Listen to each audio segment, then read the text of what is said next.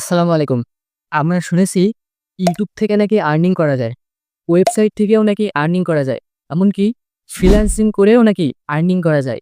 But আমরা কি জানি Facebook থেকেও ইনকাম করা কিংবা আর্নিং করা সহজ। চলুন কিভাবে Facebook থেকে আর্নিং করা যায় জেনে আসি।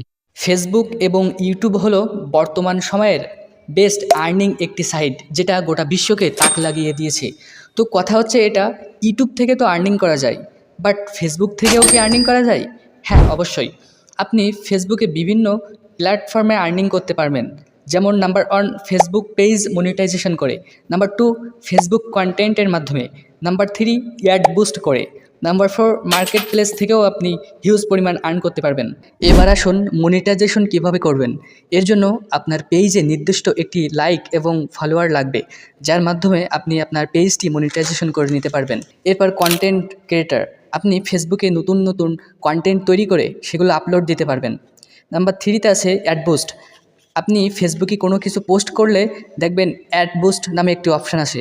আপনি এই অ্যাড বুস্ট করেও আর্ন করতে পারবেন। নাম্বার 4-এ আছে মার্কেট প্লেস। মার্কেট প্লেস হচ্ছে ফেসবুকের আর্নিংয়ের বড় একটি সাইট। এখানে আপনি বিভিন্ন প্রোডাক্ট ক্রয় এবং বিক্রয় করে সেখান থেকে হিউজ পরিমাণ আর্ন করে নিতে পারবেন।